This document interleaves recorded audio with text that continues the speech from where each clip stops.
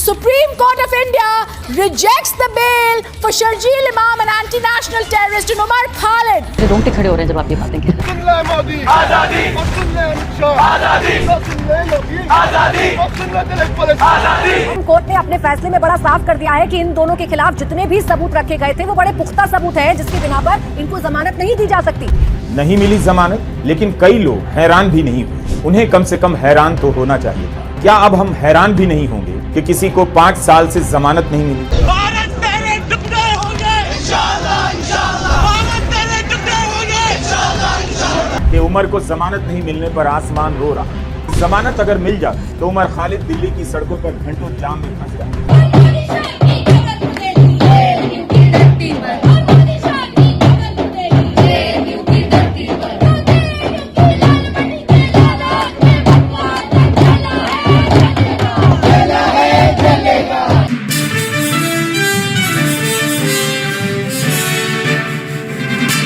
दोस्तों नमस्कार, स्वागत है आपका आज के कार्यक्रम में। ये जो नारेबाजी आप सुन रहे थे, यह एक तरह से विलाप था या कहे जाए कि नारेबाजी थी, विरोध प्रदर्शन था। लेकिन इसकी भाषा अगर आपने गौर करी तो देखिए कि कितनी अभद्र और कितनी घटिया है।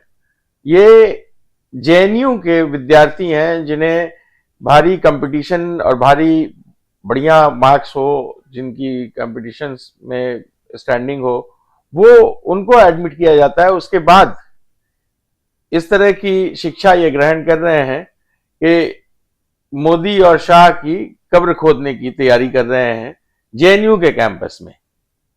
तो ऐसे महान, जो ऐसे धुरंधर विद्यार्थी हैं, ऐसे लोगों पर टैक्स पेयर्स का पैसा क्यों जाया किया जाए? हालांकि यह एक अलग बहस का मुद्दा है, लेकिन आज हम चर्चा करेंगे कि भारतीय सुप्रीम कोर्ट ने कैसे मुंहतोड़ जवाब दिया है जोहरान ममदानी और अमेरिका के सांसदों को, और उसका क्या असर है और कारण क्या है। देखिए, ये जो फैसला है कोर्ट का बहुत सधा हुआ फैसला है। इन्होंने साफ कहा कि ये जो दो लोग हैं, शर्जील इमाम और उमर खालिद, भाई जिसका लेके उमर खालिद को लेकर आपने हाल में सुना होगा कि जो अमेरिका के जो न्यूयॉर्क के मेयर हैं, उन्होंने एक बाकायदा चिट्ठी लिखी और बताने की कोशिश की कि उन्होंने उमर खालिद के माता पिता से मुलाकात की। पता नहीं ऑनलाइन मुलाकात की या उन्हें वहां बुलाकर मुलाकात की, अभी इस बारे में स्पष्ट नहीं है। लेकिन उनको धन्यवाद जताया और बोला कि उनसे मिलकर बहुत अच्छा लगा। जोहरान ममदानी, आपको बता दूं कि ये भारत में एक फिल्म मेकर थी मीरा नायर, उसका बेटा है, और अभी हाल में न्यूयॉर्क में वो मेयर के पद पर जीत कर आया है। तो उसको लग रहा है कि उसने राष्ट्रपति बन गया, पूरा अमेरिका का राष्ट्रपति बन गया। वो ऐसी सी बातें कर रहा है। उसने वहां से अपनी संवेदनाएं हैं वो भेजी उमर खालिद के लिए कि उमर खालिद, आपके माता पिता से बात करके अच्छा लगा और आपके मतलब जल्दी से जल्दी छूटने की हम उम्मीद करते हैं। और उसके अलावा वहां के 8 सांसदों ने, अमेरिका के 8 सांसदों ने एक बाकायदा लेटर लिखा। देखिए टाइमिंग देखिए, ये लेटर तब लिखा गया, या जोहरान ममदानी ने तब ये बातें कही जब उसकी जो, हालांकि उसका फैसला हो चुका था, लेकिन उसका फैसला सुनाया जाने वाला था जमानत पर। उसका सितंबर में ही उसकी ट्रायल पूरी हो चुकी थी। उसके बाद फिर उसका फैसला सुनाया जाना बाकी था। तो उसका फैसला सुप्रीम कोर्ट ने सुनाया। आपको ये जो रिएक्शन आपने देखा शुरू में, उसके अलावा आपको दिखाऊं कि कई सारे लोगों ने कैसे कैसे रिएक्शंस दिए हैं। सबसे पहले तो आप देखिए, ये जो एक ऑर्गेनाइजेशन है, इसने अपने ट्विटर हैंडल पर बाकायदा जो जजेस इस फैसले को सुनाने वाले में शामिल थे, जिन्होंने जमानत नहीं दी, और 5 लोगों की जमानत मंजूर की, और बाकी इसमें 7 आरोपी थे। मैं सबका आपको नाम बताऊंगा। और इस फैसले को जिन्होंने सुनाया, उन जजेस का नाम इन्होंने बाकायदा अपने ट्वीट में मेंशन किया। और समझिए एक तरह से इनको ये धमकी दे रहे हैं कि इनको इन्होंने नोट कर लिया है और अब इन पर कोई एक्शन लेंगे या कोई कार्रवाई करेंगे। खैर, भारत का जुडिशरी सिस्टम इतनी जल्दी दबाव में नहीं आने वाला है। हालांकि कई जगह दबाव, मीडिया ट्रायल हो जाता है और दबाव में आ जाती है जुडिशरी, लेकिन फिलहाल इस मामले में इन्होंने स्पष्ट कर दिया है कि वो किसी दबाव में नहीं आ रहे हैं और इतने राष्ट्रीय अंतर्राष्ट्रीय प्रेशर के बावजूद उन्होंने जो फैसला सुनाया वो कम से कम देश के हक में था और इन दोनों को, जो शर्जील इमाम और उमर खालिद है, इन दोनों को जो बाकी आरोपी हैं उनसे अलग माना है और उन्हें सीधे तौर पर देश के खिलाफ जो राष्ट्रद्रोह करने वालों में, आतंकवादियों में शामिल माना है। आपको याद होगा कि ये जो शर्जील इमाम और उमर खालिद हैं, इन दोनों ने किस तरह से दिल्ली दंगों के दौरान बयानबाजी की थी और कई जगह जाकर इसने जो भाषण दिए हैं उसकी थोड़ी सी क्लिपिंग आपको सुनाता हूं। हम वादा करते हैं 24 तारीख को जब डोनाल्ड ट्रंप हिंदुस्तान आएंगे तो हम ये बताएंगे कि हिंदुस्तान के प्रधानमंत्री और हिंदुस्तान की सरकार हिंदुस्तान को बांटने का काम कर रही है, महात्मा गांधी के उसूलों की धज्जियां उड़ा रही है और ये बताएंगे कि हिंदुस्तान की आवाम हिंदुस्तान के हुक्मरानों के खिलाफ लड़ रही है। अगर हिंदुस्तान के हुक्मरान देश को बांटना चाहते हैं तो हिंदुस्तान की आवाम देश को जोड़ने के लिए तैयार है। हम तमाम लोग सड़कों पर निकल कर आएंगे। आप लोग निकल कर आएंगे? पहले भी शायद अर्ज कर चुका हूं, अगर 5 लाख लोग हमारे पास हो ऑर्गेनाइज्ड तो हम हिंदुस्तान और नॉर्थ ईस्ट को परमानेंटली कट कर सकते हैं। पर हम परमानेंटली नहीं तो कम से कम 1 महीने के लिए तो कट कर ही सकते हैं। मतलब इतना मवाद डाले पटरियों पर, रोड पे, तो उनको हटाने में 1 महीना लगे, है कि नहीं? जाए एयरफोर्स से असम को काटना हमारी जिम्मेदारी है। असम और इंडिया कट के अलग हो जाए दिल्ली और जितने भी जो भी यहाँ से सप्लाई जा रहा है बंद करो, और वो बंद कर सकते हैं क्योंकि चिकन नेक्स्ट मुसलमानों का है। वो जो इलाका है मुस्लिम अक्सरियत है। ये आपने सुना कि कैसे ये लोग जो हैं वो भारत को, जो नॉर्थ ईस्ट राज्य हैं, उसको किस आधार पर भारत से अलग करने की कोशिश कर रहे हैं और उसमें उसके पीछे तर्क क्या दे रहे हैं। मतलब एक तरह से सीधे सीधे तौर पर वो दंगों को न सिर्फ दिल्ली के दंगों को भड़का रहे हैं बल्कि पूरे देश में इन लोग एक इस तरह का माहौल पैदा करना चाह रहे हैं जो एक हिंदू मुस्लिम डिवाइड बढ़े और जो मुस्लिम है वो साफ तौर पर देश के खिलाफ उठ के खड़े हो जाए। तो इस तरह का इनका रवैया है। उसके बाद ये चाह रहे थे कि भारतीय संविधान से, उसी भारतीय संविधान से जिस भारत के खिलाफ ये नारेबाजी कर रहे हैं, उसी भारत के संविधान में इनको जमानत मिल जाए और खुली छूट मिल जाए। तो इसके साथ जो लोग और 7 लोग, जो कुल 7 लोग थे, उसमें से इसके साथ जो लोग 5 लोगों को, सबको जो जमानत मिली है उसमें भी 12 शर्तें रखी गई हैं। सुप्रीम कोर्ट ने उन्हें सशर्त जमानत दी है। ऐसा नहीं है कि जाकर आप बयानबाजी कीजिए। उसमें सबसे प्रमुख जो शर्त है कि आप बयानबाजी नहीं करेंगे, किसी भी मीडिया में, किसी सोशल मीडिया में आप कोई बयान नहीं देंगे, इस तरह की जो और किसी अन्य गतिविधियों में शामिल नहीं होंगे, किसी अन्य राष्ट्रद्रोही या किसी भी सेमिनार या जलसे आदि में आप शामिल नहीं होंगे और अपना कोई अपनी तरफ से बयान नहीं देंगे। यह एक प्रमुख शर्त रखी गई है सुप्रीम कोर्ट की तरफ से।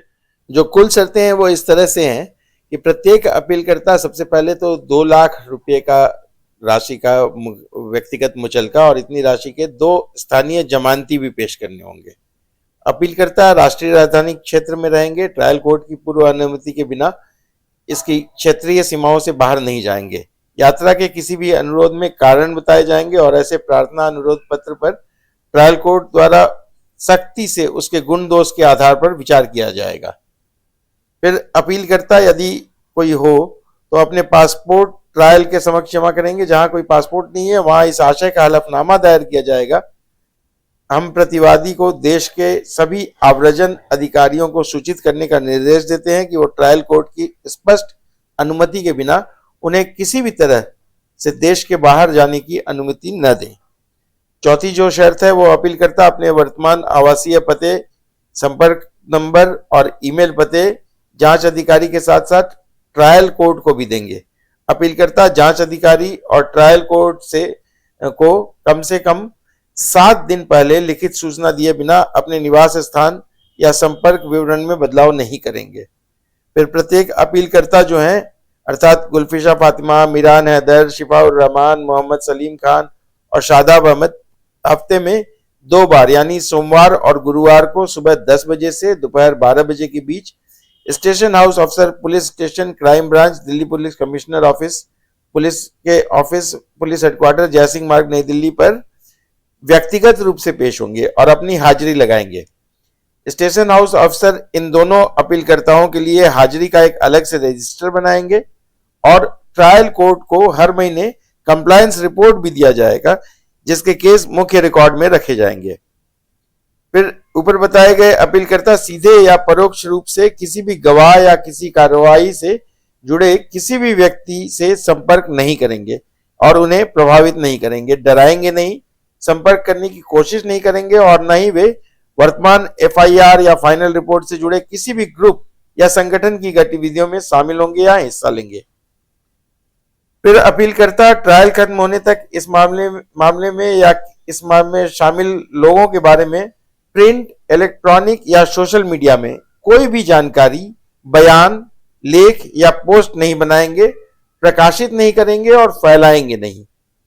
ये सबसे अहम जो एक शर्त है जो मैंने आपको शुरू में बताया था। उसके बाद फिर अपीलकर्ता ट्रायल खत्म होने तक किसी भी कार्यक्रम में हिस्सा नहीं लेंगे, भाषण नहीं देंगे या किसी भी सभा या रैली या मीटिंग में, चाहे फिजिकली चाहे वर्चुअली। ऐसा नहीं कि टेलीकास्ट करके बोल दिए और सभा को संबोधित कर लिए, उस तरह से शामिल होने से इनको प्रतिबंधित रखा गया है। अपीलकर्ता इलेक्ट्रॉनिक रूप में या फिजिकल रूप में कोई भी पोस्ट सर्कुलेट नहीं करेंगे या किसी भी रूप में कोई भी हैंडबिल, पोस्टर, बैनर आदि सर्कुलेट नहीं करेंगे। अपीलकर्ता ट्रायल में पूरी तरह सहयोग करेंगे और सुनवाई की हर तारीख पर पेश होंगे जब तक कि ट्रायल कोर्ट द्वारा संतोषजनक कारणों से छूट न दी जाए और ऐसा कोई भी व्यवहार नहीं करेंगे जिससे कार्यवाही में देरी हो, जिससे प्रोसीडिंग देर से हो। अपीलकर्ता पूरे समय शांति और अच्छा व्यवहार बनाए रखेंगे। ट्रायल के दौरान कोई अपराध करने पर अभियोजन पक्ष ट्रायल कोर्ट में आवेदन दायर करके जमानत रद्द करने की मांग कर सकता है और ऐसा आवेदन दायर होने पर ट्रायल कोर्ट पर उस पर अपने गुणों के आधार पर विचार करेगा।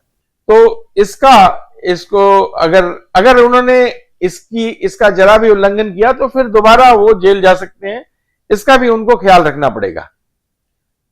ये तो हुई जिनको जमानत मिली है, जो पांचों हैं, इन पांचों के नाम आप देख रहे होंगे। ये पांचों जो हैं गुलफिशा फातिमा, मीरान हैदर, शिफाउर रहमान, मोहम्मद सलीम खान और शादाब अहमद, ये पांचों को जो जमानत दी गई है इस आधार पर दी गई है कि ठीक है आपका इन्वॉल्वमेंट है, अभी जमानत दी गई है, अभी मुकदमा खारिज नहीं किया गया है। और उसके बाद ये जो इनके समर्थन में जो या शर्जील इमाम और उमर खालिद को जमानत नहीं मिली, उसके विरोध में लोगों का जो बयान है वो देखिए कितना तीखा तीखा बयान आ रहा है। कई सारे लोग जो हैं वो विधवा विलाप कर रहे हैं इसके लेकर। लेकिन एक और बड़ा सवाल ये उठता है कि ये जो 7 लोग थे, आप इनके वकीलों के नाम देखिए।